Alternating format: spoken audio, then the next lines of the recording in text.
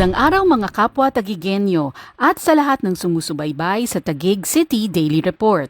Ako po si Maria Hilda Yaneza at narito kami upang maghatid ng updates, anunsyo, mga reminder at iba pang mahalagang impormasyon para sa kaalaman ng lahat. Ang Department of Social Welfare and Development o DSWD at ang Department of Trade and Industry o DTI sa pakikipagtulungan sa pamahalaang lungsod ng Taguig ay namahagi ng cash assistance sa mga micro-retailer ng bigas sa mga barangay ng Embo sa TLC Volunteer Center ng Barangay Pembo, Taguig City noong Huwebes, Setyembre 14.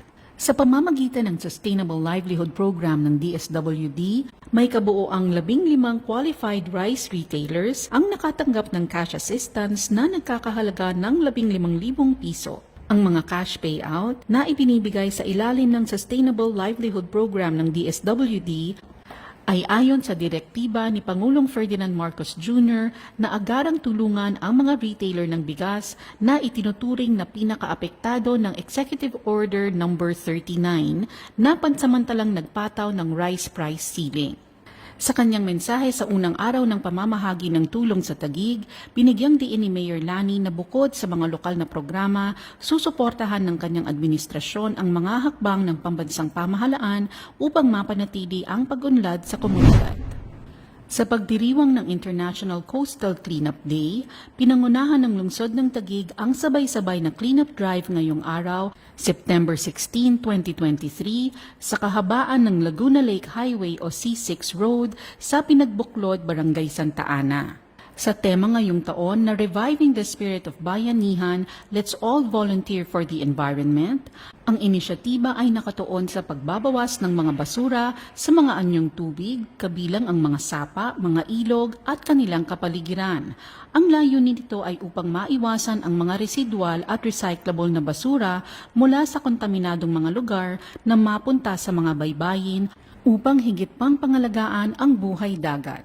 Sabay-sabay na isinagawa ang paglilinis sa iba't ibang lokasyon sa Taguig ng mga volunteers mula sa iba't ibang organisasyon, barangay at partner agencies, kabilang ang Bureau of Fire Protection of BFP Taguig, Department of Interior and Local Government o DILG, PNP Maritime, Manila Water, Lake and River Management Office, Task Force Flood Control Management Office, ang City Environment and Natural Resources Office o CENRO at iba pang departamento ng lungsod ng Taguig. Sa lungsod ng Taguig, prioridad natin ang kaligtasan ng lahat. Para sa agarang aksyon sa anumang sakuna o emergencies, maaaring i-contact ang mga sumusunod na numero. Command Center 0287893200, Taguig Rescue 0919-070-3112, Taguig PNP 0286423582 o 0998-598-7932. Taguig BFP 028837-0740, 028837-4496 o 0906-211-0919. Para sa mga anunsyo at marami pang latest information mula sa pamahalaang lungsod ng Taguig, maaaring bisitahin ang mga social media platforms nito tulad ng I Love Taguig Facebook page, sa Instagram at Taguig City at sa Twitter at I Love Taguig 1.